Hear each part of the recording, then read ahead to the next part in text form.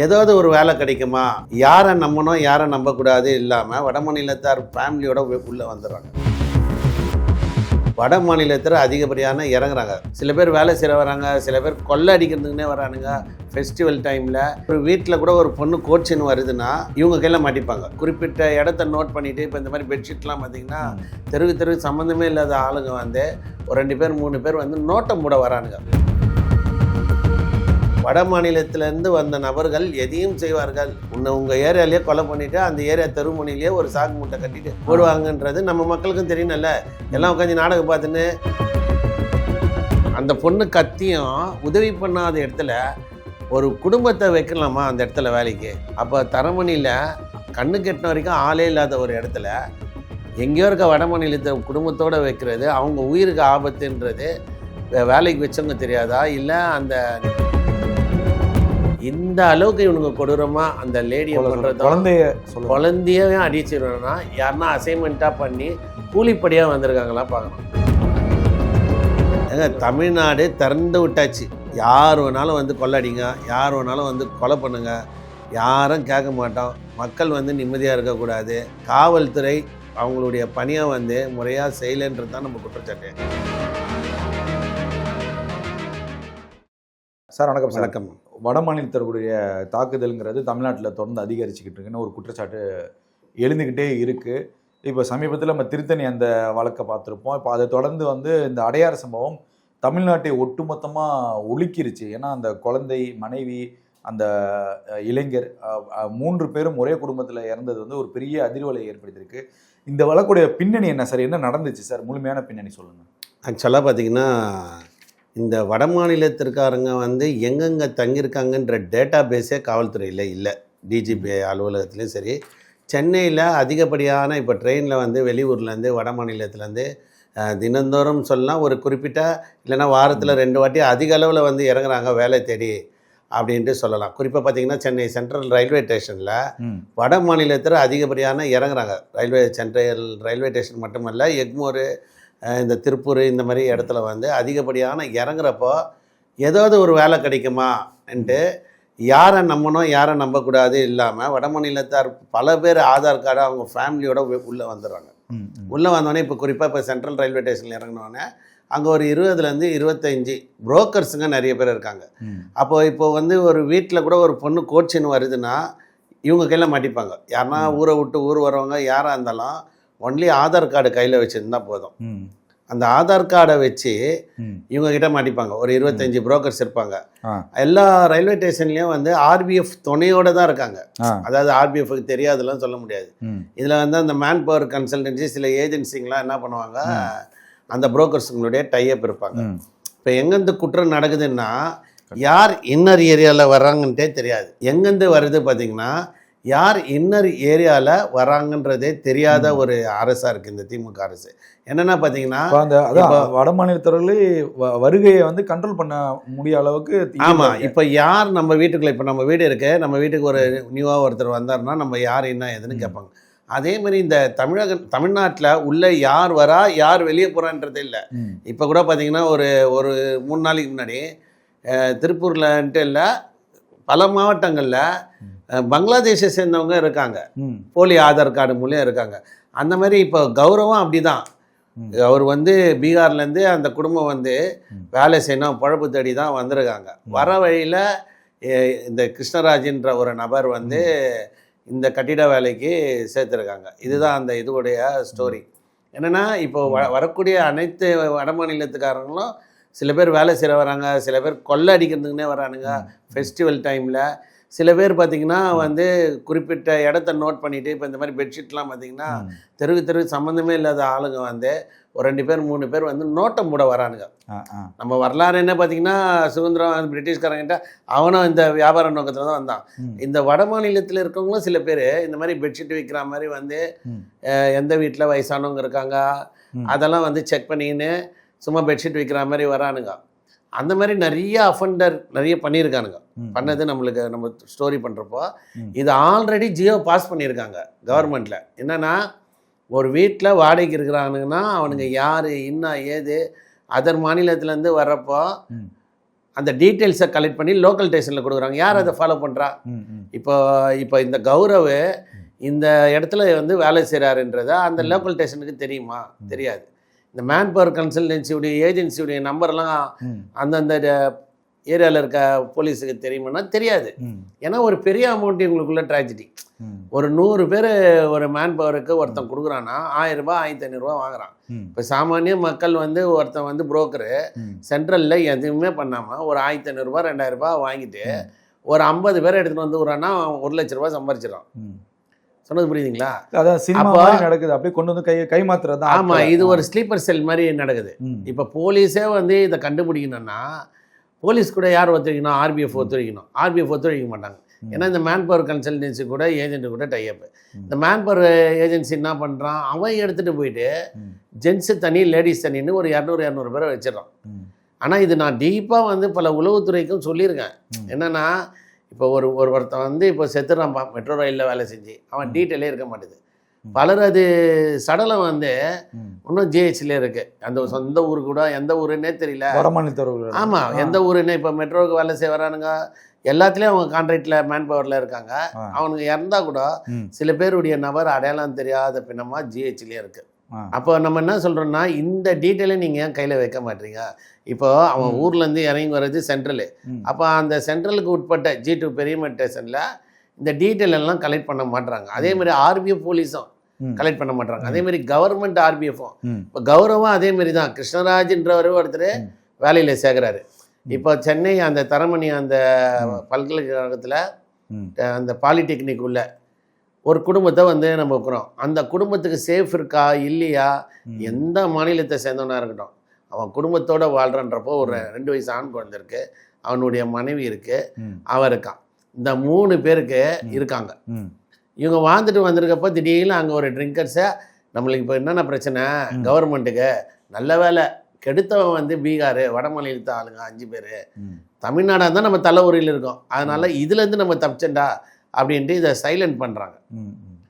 புரியுதுங்களா? இப்போ நம்ம பார்க்க வேண்டியது ஒரு கிரைம் மூமெண்ட்ஸ் எப்படி நடக்குது. போலீஸுக்கு நம்ம கேட்குறோம், ஒரு கிரைம் மூமெண்ட்ஸ் எப்படி நடக்குது, யாராக அவனால இருக்கட்டும், அவன் நம்ம ஊரில் இதில் என்ன பழக வந்திருக்கான். அதான் சார், இப்போ இதில் ஒரு கேள்வி சார், இப்போ என்ன இருந்தாலும் தமிழ்நாட்டு மக்களை கண்காணிக்கிறதுக்கே போலீஸ் வந்து ஸ்ட்ரென்த் வந்து கம்மி. ஒரு ஸ்டேஷன் இன்னும் அதிகமாக ஆகிட்டு இருக்காங்க. இப்போ திருப்பூரா இருக்கட்டும், ஈரோடா இருக்கட்டும், கரூரா இருக்கட்டும், இப்போ அந்த மாதிரி அந்த மாவட்டங்கள்ல அதிகமாக ஆகுறாங்க. அப்போ போலீஸோட ஸ்ட்ரென்த்தும் கம்மியாக இருக்குது. அவங்க நம்ம மக்களை பார்ப்பாங்களா இல்லை வட மாநிலத்தை கண்காணிப்பாங்க? எந்த ஒரு மாநிலத்துக்குள்ள வந்து இருக்கிறாங்களோ அந்தந்த மாநிலம் எந்த மாநிலத்தை சேர்ந்தவங்கலாம் இல்லை. நான் என்ன சொல்ல வரேன்னா, போலீஸ் ஏன் சொன்னால் அரசு தானே இதுக்கு தீவிரமாக ஒரு நடவடிக்கை இல்லை. லா அண்ட் ஆர்டர் பொறுத்த வரைக்கும் கவர்மெண்ட்டு போலீஸ் தான் இருக்கா. அதுக்கு மினிஸ்ட்ரி சிஎம் இருந்தால் கூட ஃபஸ்ட்டு ஒன்று என்னென்னா, அவன் இந்த 3 குடும்பம் உள்ளே என்ட்ரி போட்டு அவங்க ஊர் ஆதார் கார்டை வச்சிடுறாங்க. இவங்க உள்ளே வந்தாங்கன்றதை என்ட்ரி ஏன் காவல்துறை எடுக்க மாட்டாங்க?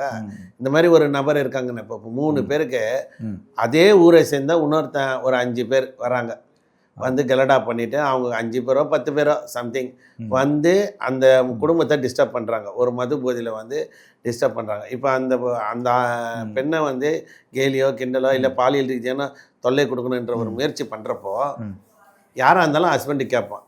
அந்த ஹஸ்பண்டு கேட்குறப்போ அவன் மேலே தாக்குதல் பண்ணுறாங்க. அப்போ இதை கூட அந்த சுற்று வட்டாரத்தில் யாருமே இல்லையா?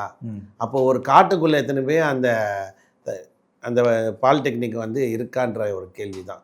ஏன்னா ஒருத்தனை அடிக்கிறப்போ அவன் கத்திருப்பான், அவனை கொலை பண்ணுறாங்க, அவனை கூர்மையான ஆயுதத்தில் கொலை பண்ணுறாங்க. ஏற்கனவே அந்த கௌரவ்குமாருக்கும் இந்த அக்யூஸ்டுங்களுக்கு சம்மந்தம் இல்லை. சம்மந்தம் இருக்கே இல்லை போலீஸ் இன்வெஸ்டிகேஷன். நான் என்ன சொல்கிறேன்னா, ஒருத்தனை அடிக்கிறப்ப அவன் கத்துவான். அவங்க இப்போ 3 ஒரு குடும்பம் இருக்குங்க, ஒரு குடும்பத்துக்கு ஒரு பிரச்சனை ஏற்படுது, அவங்க குடும்பத்துக்கு வந்து சட்ட ரீதியாக ஒரு பிரச்சனை வந்து தீர்வு காணணும்னா அக்கம் பக்கத்தில் இருக்கவங்க சொல்லணும். அப்போ யாருமே இல்லாமல் அந்த பாலிடெக்னிக் உள்ள ஒரு காட்டு உள்ளியாக இருந்தாங்க. அப்போ அந்த ஆள் கத்திருப்பான், அந்த கௌரவ் வந்து உயிரை காப்பாற்ற சொல்லி கத்திருப்பான். 5 பேர் சேர்ந்து அந்த பெண்ணை வந்து பாலியல் ரீதியான ஒரு துன்புறுத்தலுக்கு ஆளாக்குறாங்க. அந்த பொண்ணு எவ்வளோ ஷவுட் பண்ணியிருக்கோம். அந்த பொண்ணு கத்தியும் இருந்திருக்கு, அந்த பொண்ணு கத்தியும் உதவி பண்ணாத இடத்துல ஒரு குடும்பத்தை வைக்கலாமா அந்த இடத்துல வேலைக்கு? வாட்ச்மேன் வேலைன்ட்டு செக்யூரிட்டின்ட்டு சொல்லி கொடுத்துருக்காங்க. அப்போ தரமணியில் கண்ணு கெட்டின வரைக்கும் ஆளே இல்லாத ஒரு இடத்துல எங்கேயோ இருக்க வட மாநிலத்தை குடும்பத்தோடு வைக்கிறது அவங்க உயிருக்கு ஆபத்துன்றது வேலைக்கு வச்சவங்க தெரியாதா, இல்லை அந்த அந்த காலேஜுக்கு தெரியாதா? காலேஜ் பிரின்சிபலு ஒரு தனியாக ஒரு குடும்பம் இருக்குது. அப்போ எதனா மறைக்கிறாங்களா இந்த பிரின்சிபல்லாம்? அந்த ஹெட்டு டைரக்டர் சொல்கிறது பாலிடெக்னிக்கில் இருக்கக்கூடிய நபர்கள் உண்மையை மறைக்கிறாங்களா? அப்போது இது போல் எத்தனை குடும்பத்தை அவனுங்க பண்ணியிருக்கானுங்கன்ற ஒரு கேள்வி. ஏன்னா அவனுங்க செஞ்சது பார்த்தீங்கன்னா ஏதோ ஃப்ரெஷ்ஷாக செய்யலை, புதுசாக செய்யலை. புரியுது. இப்போ இவனுங்க எங்கேருந்து வந்தானுங்க, இவனுங்களை யார் வேலைக்கு செஞ்சாங்க, இவனுங்க வெளியூர்லேருந்து வரானுங்க, இவனுங்க வந்து ஒரு க்ரைமில் ஏதோ ஒன்று குற்ற இது இருக்கா, எஃப்ஐஆர் இருக்கா, எதுவுமே இல்லாமல் ஒரு நிறுவனம் எப்படி வேலைக்கு வைக்க முடியும்? அந்த ஒரு ஷாட் வருது. ரெண்டாவது பார்த்தீங்கன்னா இப்போ அந்த வந்த பசங்க பயங்கரமாக பண்ணுறானுங்க, சைக்கோ மாதிரி பண்ணுறானுங்க. ஒரு 2 வயசு குழந்தைய தலையில் வந்து தலைகீழ தூக்கி தரையில் அடித்ததா தகவல் சொல்கிறாங்க. அந்த பெண்ணையும் கொடூரமாக கற்பழிக்கிறாங்க. இது கற்பழித்து கொலை செய்கிறாங்க, அவனையும் கொலை பண்ணுறாங்க. ஒரே நேரத்தில் 3 கொலையை அந்த 5 பேரால் புதுசாக செய்ய முடியும்னா செய்ய முடியாது. அவனுங்க வெளியே அந்த மாநிலத்தில் ஏதாவது ஒரு கேஸு பின்னணி இருக்கும், இதுதான் அவனுங்களுடைய வாடிக்கையாக இருக்கும். அந்த ஊரில் தேடுறாங்க. இங்கே வந்து இதை தான் நான் சொல்ல வரேன். அந்த ஊரில் இருக்கிற அக்யூஸ்டுங்க இந்த ஊரில் வந்து சர்வசாதாரணமாக கொலை பண்ணது மட்டும் விட்டுருங்க, நம்ம கொலையை விட்டுடலாம். இப்போ இந்த மாதிரி நபர்களை காவல்துறை வந்து இந்த இடத்துல வேலை செய்கிறவன் இவனுக்கு ஃப்ரீ. இப்போது ஒரு போலீஸுக்கு நம்ம கவர்மெண்ட் ஜாபுக்கு போனால் கூட ஒரு என்ஓசி கேட்குறான். அப்போ எதுவுமே இல்லாமல் வெளியூர்லேருந்து வரக்கூடிய அஃபண்டர்கள், நிறைய கேஸ் இருக்கவனுங்க, நிறைய கொள்ளையில் இருக்கவனுங்க, இந்த ஏடிஎம் உடைக்கிறவனுங்க, இவனுங்கெல்லாம் ஃபிங்கர் பிரிண்ட்ஸ் எடுக்கிறாங்க. இப்போ அதுக்கு முன்னாடி 41 சென்னையில் வந்து பார்த்திங்கன்னா சந்தேக கேஸில் அடிப்படையில் பிடிப்பாங்க. இந்த மாதிரி வெளியூர்லேருந்து வரவனுங்களை ஒரு வேலைக்கு வைக்கிறதுக்கு முன்னாடி லோக்கல் ஸ்டேஷனில் அவனுங்களை பற்றி ரெக்கார்ட்ஸை கேட்கணும்ல. கேட்காம எப்படி வேலைக்கு சேர்த்தாங்க? இந்த 3 பேர் கொலை பண்ணது சர்வசாதாரணமாக அவனுங்க பண்ணுறானுங்கன்னா அவனுக்கு பெரும் குற்றம் செயலில் ப்ரீவியஸ் அக்யூஸ்டாக தான் இருப்பானுங்க. அங்கே தான் நம்ம சொல்கிறோம். இப்போ நம்ம கேட்குறதே அதுதான். ப்ரீவியஸ் அக்யூஸ்ட் ஆகிறவன் ஒரு ஆதார் கார்டை கொடுத்து எதனா ஒரு கம்பெனியில் மேன் பவரில் போட்டு வேலை செஞ்சிடறான். ரெண்டாவது இன்னொரு தப்பு என்ன ஆகுதுன்னா, ஒரு 30 பேர் வந்து ஒரே வீட்டை வாடகை ஏற்றுறாங்க. காலையில் 15 பேர், நைட்டு 15 பேர், ஷிஃப்ட் மாறி. இப்போ அப்படின்னா அது ஒரு ஆளுக்கு 1000 ரூபான்றப்போ 30,000 வாடகைக்கு இப்போ ஹவுஸ் ஓனருங்க என்ன பண்ணுறாங்க, கொடுத்துட்றாங்க. கொடுத்துட்டவொடனே என்ன பண்ணுறேன், இப்போ ஒரு குடும்பம் நின்னா ஒரு 6,000 7,000 கொடுக்கும். இந்திக்காரனுங்க ஒரு 30 பேர் இருந்தானுங்கன்னா வாடகை எவ்வளோ இருக்கும், 30,000 கிடைக்கும், ஆசையிலையாக கொடுத்துட்றாங்க. ஆனால் எல்லாருடைய ஆதார் கார்டையும் அந்த ஹவுஸ் ஓனர் வாங்கி வைக்கிறது இல்லை. ஆல்ரெடி சென்னை கமிஷனர் வந்து ஜியோ பாஸ் பண்ணியிருக்காங்க.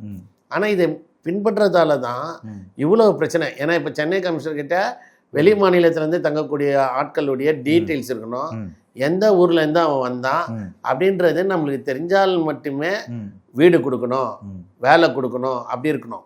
இப்போ இந்த குற்ற சம்பவத்துக்கு பின்னாடி நம்ம ஏன் காவல்துறை சொல்கிறோன்னா, ஒரு 5 பேர் வந்து ஒரு பொண்ணை வந்து தமிழாலோ இந்திக்காரனோ அது வேறு விஷயம்.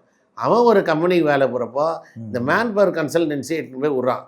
அந்த கன்சல்டிங்கிட்ட நீ எவ்வளோ பேரை வச்சுருக்க, நீ யாரெல்லாம் வச்சுக்கிற, ஆதார் கார்டு, அவன் எதனா குற்றம் பின்னணி இருக்கான்னா அவன் டீட்டெயில்ஸ் எல்லாம் என்கிட்ட கொடுன்னு ஏன் கேட்கல?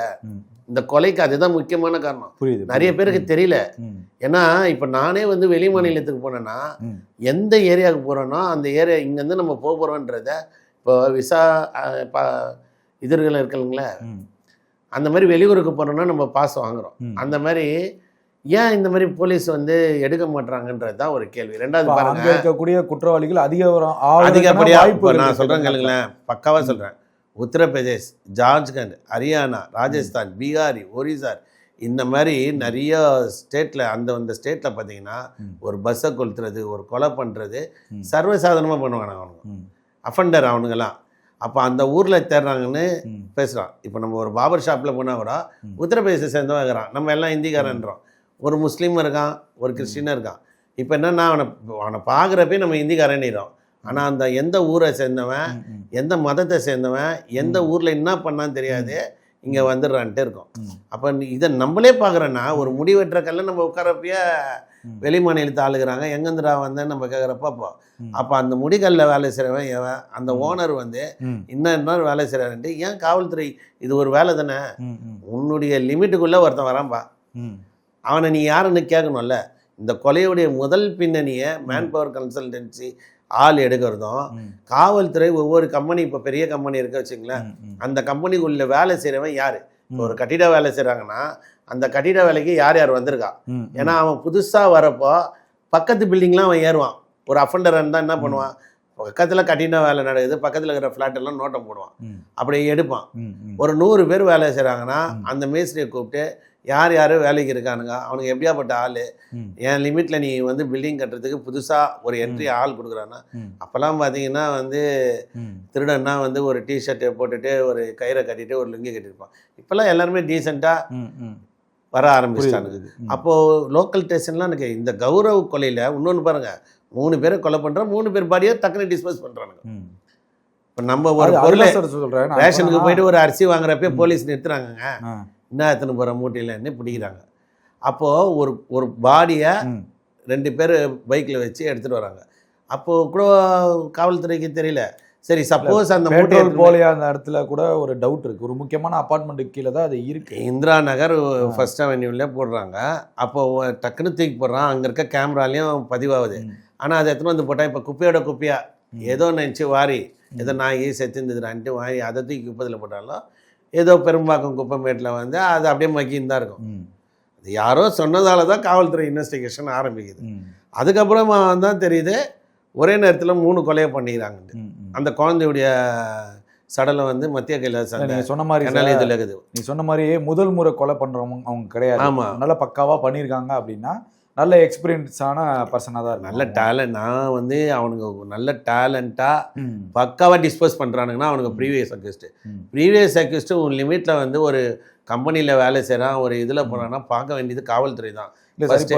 அரசாங்கத்தை கூட குறை சொல்ல சார். இப்போ இங்கே தான் ஒரு கேள்வி சார். இப்போ அவன் ப்ரீவியஸ் அக்யூஸ்டாக இருந்து இப்போ தமிழ்நாட்டுக்குள்ளே வந்து அங்கேருந்து இங்கே வந்து ஒரு அடுத்த அஃபென்ஸை பண்ணுறான் அப்படின்னா அங்கேருந்து அவங்க தப்பிக்க விட்டதும் அந்த மாநிலத்தோட தப்பு ஒன்று இருக்குல்ல சார். அவங்களுமே ட்ரெயின்ன்றதுங்க வித்தவுட்ல வந்துடுறானுங்க, எல்லாருமே ட்ரெயின் ஏறுறானுங்க. இப்போ ஒரு ஏரோப்ளேன்ல வித்தவுட்ல வர முடியாது. அதுதான் ஏரோப்ளேனுக்கு அவ்வளோ ஃபார்மாலிட்டிஸ் இருக்குது. ஏன் ரயில்வே ஸ்டேஷன்ல வெளியூர்லேருந்து ஒருத்தன் வரானா ரயில்வே போலீஸ் சொல்ல வரேன்னா ஆர்பிஎஃப் வந்து சரியான முறையில் ஆர்பிஎஃப் வந்து ரயில்வே ஸ்டேஷனுக்குள்ள யார் வரா, யார் போகிறா, எந்த ஊர்லேருந்து வந்தா, இவன் ஏன் அங்கேருந்து வரான். இப்போது சென்ட்ரல் ஜெயில் உள்ள போனாங்களே எல்லா ஸ்கேன்லாம் எல்லாமே எல்லாத்தையும் செக் பண்ணி அனுப்புறீங்க. ஒரு மனிதனை நிர்வாணமாக நிற்க வச்சு ஸ்கேன் பண்ணி அனுப்பிங்க. இப்போ ரயில்வே ஸ்டேஷன்லேருந்து இறங்குறான், ஒருத்தர் இறங்குறான்னா எந்த ஊர்லேருந்து வரான், அவன் மேலே எதனா இருக்கான்னு ஃபிங்கர் பிரிண்ட்ஸ் வச்சாலே இப்போ தெரிஞ்சிடுவேன். ஆதார் கார்டு.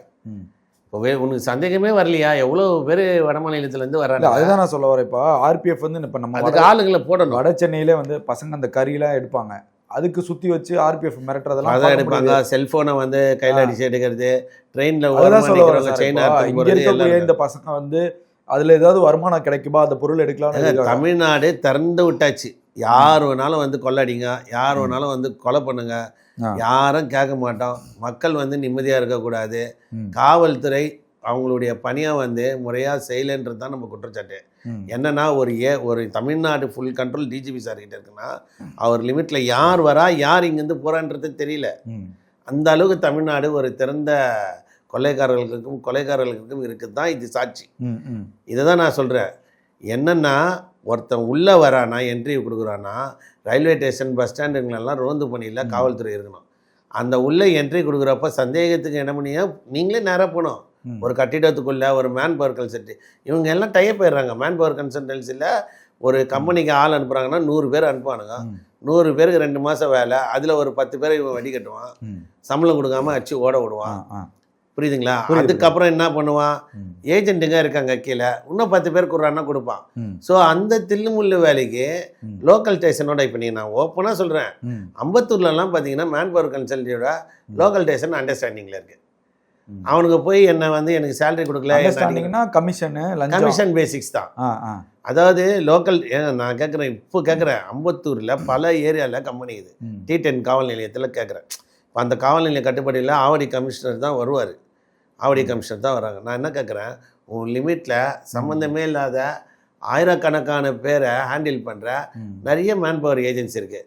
என்னைக்காவது அந்த ஏஜென்சி உள்ளே போயிட்டு எத்தனை பேர் வேலை செய்கிறான், யார் யார் உள்ளே வந்தான், எந்தெந்த ஊர்லேருந்து வந்தான், இது வரைக்கும் கேட்டிருக்காங்களா? இன்ஸ்பெக்டரை விட்டுருங்க, ஆவடிக்கு லிமிட்டில் இருக்க அந்த கமிஷனர் கேட்டிருக்காரா? Deputy commissioner of police Avadi ரெடில்ஸு 2 டிசி இருக்காங்க.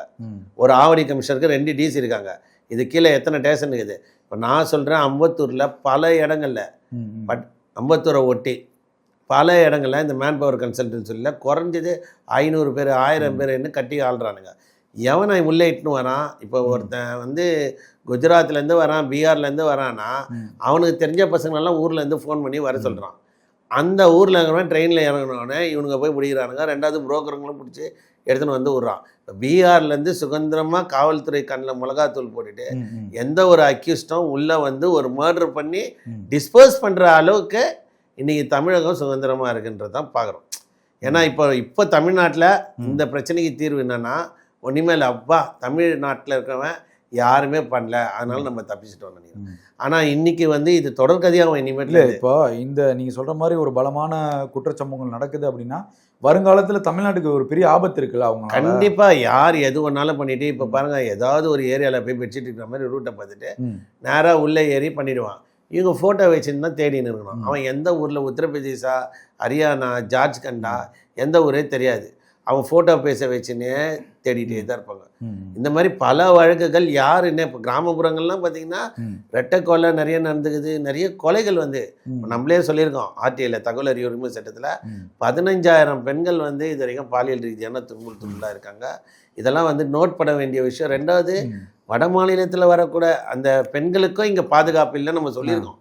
ஆல்ரெடி வந்து உளவுத்துறையில் சொல்கிறோம், இந்த மாதிரி வந்து தனியாக பெண்களை ஒரு 100 பேர் வைக்கிறப்போ அந்த பெண்கள்லேருந்து சில பேர் விசாரணை மிஸ்யூஸ் பண்ண அதே வாய்ப்பு இருக்கு. அடையார் சம்பவம் நடந்த அதே நந்தனத்தில் வந்து அடையார் சம்பவம் நடந்த அதே நாளே வந்து பார்த்தீங்கன்னா நந்தனத்தில் கேன்டீனில் வேலை செய்யக்கூடிய, அதுதான் சொல்கிறேன்.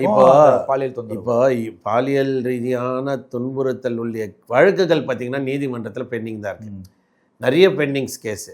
அதேமாரி பாலியல் ரீதியான வழக்குகளுக்கு முறையாக எஃப்ஐஆர் போட்டு நீதிமன்றத்தில் ஒப்படைக்காத கேஸுங்களே நிறைய இருக்கு.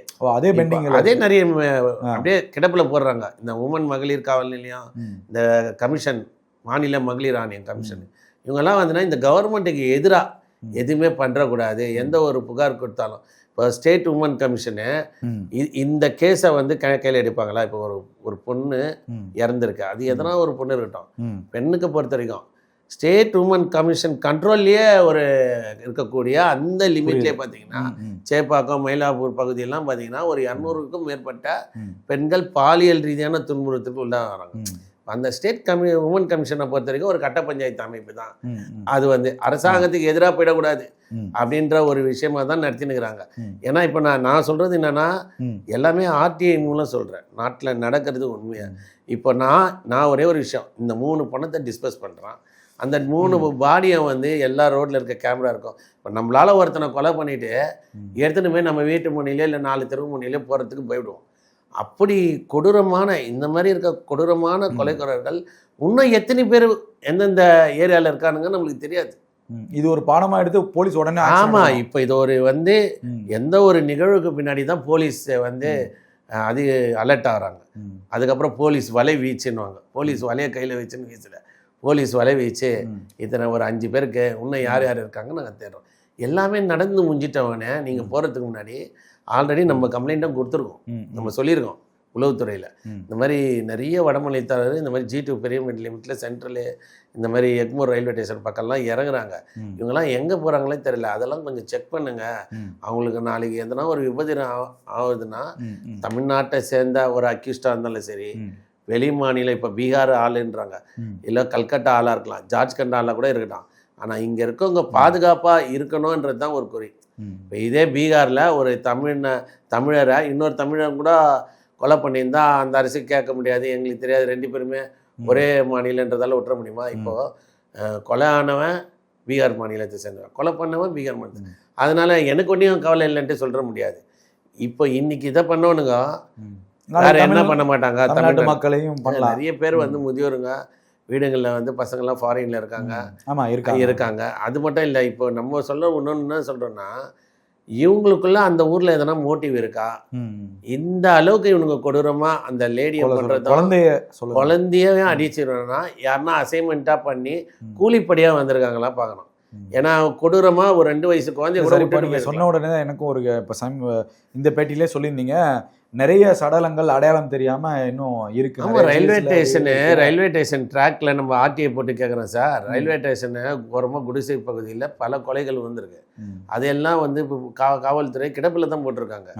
நான் சொல்றது வந்து 10 வருஷம் நீங்கள் எடுத்தீங்கன்னா 250 கொலைக்கு மேலே இருக்கும். இந்த ரயில்வே ட்ராக்ல வண்டி சொல்கிறேன். ரயில்வே ட்ராக்ல ஆர்பிஎஃப் கண்ட்ரோலில் பல இடத்துல குடிசை வந்து போட்டிருக்காங்க. நிறைய இல்லாதவங்க குடிசை போட்டிருக்காங்க ஆர்பிஎஃப் லேண்டில். புரியுது. அப்போ அவங்க தங்கிட்டு இருக்கப்போ இதை தொடர்ந்து நோட்டம் போட்டு அங்கேயே பாதியிலே இறங்கி அந்த வீட்டில் ஒரு அஃபென்ஸ் பண்ணிட்டு போயிடுறானுங்க. அப்போ ஒன்றுமே பண்ண முடியாதுல்ல. ஆமாம், ஒன்றுமே பண்ண முடியாதுல்ல. இதை தான் நம்ம அலர்ட் கொடுக்கணுன்றோம். யார் வர ஒரு ஆர்பிஎஃப் வந்து இருக்கிறாங்கன்னா இதெல்லாம் கண்காணிக்கணும். குறிப்பாக நான் சொல்கிறது திருப்பி ஆசியாவின் மிகப்பெரிய railway station, central railway station. கண்டிப்பாக அதில் இவ்வளோ பேர் இறங்குறத அலட்சியமாக அந்த காவல்துறையெல்லாம் பார்க்குறது, ஆர்பிஎஃப் பார்க்குறது, யார் இறங்குறா, எந்த ஏஜென்ட்டு, யார் முக்கியமான. இப்போ இவங்களை இட்டுட்டு வந்தோன்னா கிருஷ்ணராஜ் ஒரு ஏஜென்ட்டு. கிருஷ்ணராஜுக்கு யார் கொடுதா அப்படியே கேட்டு கீழே வந்தீங்கன்னா ஒருவேளை இது சென்ட்ரல் ரயில்வே ஸ்டேஷனாண்டா கூட முடியும். புரியுது. அப்போ நம்ம இதை தான் நம்ம சொல்கிறோம். ஒரு அதிகாரியாக கூட இருக்கலாம். ஆமாம், அதுதான் சொல்கிறேன். இப்போ மேன் பவர் ஏஜென்ட்டுங்கிட்ட ஆர்பிஎஃப் ஒரு கமிஷனை வாங்கிட்டு விட்டுடுறானுங்க. விட்டுட்ட விளைவு என்ன ஆகுது? எவன் வரான், எவன் போகிறான், எந்த தீவிரவாதி வரான், அதாவது பங்களாதேஷ்லேருந்து வரானா, பாகிஸ்தான்லேருந்து வரானா, நேபாளிலேருந்து நிறைய பேர் எங்கே நேபாளிலேருந்து வரானா, எந்த ஊர்லேருந்து வரானுங்களே தெரியல. புரியுது. இந்த நாட்டுடைய குடிமகன் கூட தெரியாமல் ஒரு 1000 ரூபாய்க்கு இவனுங்க பண்ணுற கொடுத்துட்றானுங்க மேன் பவருக்கு. மேன் பவர் என்ன பண்ணுறான்? சம்பளம் கொடுக்குறோமோ இல்லையா, எடுத்துகிட்டு போய் ஒரு இடத்துல வேலை செஞ்சுறான்.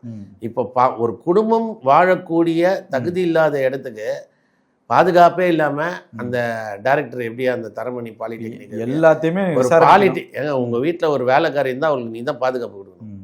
அதுதானே முறை. ஒரு பாலிடெக்னிக் ஒரு கல்லூரியில் ஒரு வேலை செய்கிறாங்கன்னா அவங்களுக்கு யார் பாதுகாப்பு கொடுக்கணும்? அந்த கல்லூரியை சேர்ந்தவங்க தான் பாதுகாப்பு. இதுக்கு வந்து முதல் குற்றம் அவங்களுக்கு கூட நம்ம சொல்லலாம். ஒரு பாதுகாப்பற்ற ஒரு எல்லாத்தையுமே விசாரிக்கணும். அப்பதான் இது சரி செய்யணும். ஆமா, அப்போ ஒரு அரஸ்ட்மெண்ட் பண்றாங்கன்னா அந்த லேடி கத்திருக்கோம், அவன் கத்திருப்பான். அவங்க கத்துனது கூட கேட்காம, ஹெல்ப் கேட்காம கொடுக்க முடியாத இடத்துல பண்ணிருக்காங்க. அது சிசிடிவி காட்சிகள் கூட வெளியிட்டிருக்கலாம். இவங்களுடைய முகத்தை கூட இன்னும் வெளியிடல. சிசிடிவி இன்னும் அதை வந்து மறைக்க தான் பார்ப்பாங்க இந்த கவர்மெண்ட்ல. புரியுதுங்களா? மக்கள் விழிப்புணர்வு ஆவாங்களா அவங்கள பார்த்தா கூட அப்படின்னு நம்ம நினைக்கிறேங்க. அந்த பாலிடெக்னிக்குடைய பேர் கெட்டுன்ட்டு அந்த சிசிடிவி ஃபுட்டேஜ்லாம் தரமாட்டாங்க. பாலிடெக்னிக்ன்றப்ப ஃபுல்லாக CCTV under control CCTV camera தான் இருக்கும். இப்போ நம்மளே அதை தான் சொல்கிறோம். இதை வந்து மக்களுக்கு நிறைய விழிப்புணர்வு ஏற்படணும்னா அந்த பாலிடெக்னிக்கு உண்மையிலே அந்த ஏரியா ஃபுல்லாக கவர் ஆகியிருந்தாங்கன்னா அந்த நடந்த சம்பவத்தை சிசிடிவியில் பதிவாகணும்னா இதை வெளியே விட்டால் தான் நடந்த சம்பவத்துக்கு ப்ரூஃப் ஆஃப் எவிடன்ஸ் இருக்கும். ஏன்னா அடுத்து ஒரு சம்பவம் தமிழ்நாட்டில் நடக்காத அளவுக்கு வட மாநிலத்திலேருந்து வந்த நபர்கள் எதையும் செய்வார்கள். உங்கள் ஏரியாலேயே கொலை பண்ணிவிட்டு அந்த ஏரியா தெருமுனையிலேயே ஒரு சாக்கு மூட்டை கட்டிட்டு போடுவாங்கன்றது நம்ம மக்களுக்கும் தெரியணும்ல. எல்லாம் உட்காந்து நாடகம் பார்த்துன்னு தூங்கிட்டு இருக்காங்கல்ல, அவங்களுக்கெல்லாம் ஒரு விழிப்புணர்வு இருக்கணும்ல. அதுதான் நம்மளுது. பாப்போம் சார், ஒரு பொறுத்திருந்து பார்ப்போம் எப்படி நடக்க போகுதுன்ட்டு. பல்வேறு கேள்விக்கு பதில் தேவைங்க. நன்றி சார். நன்றி.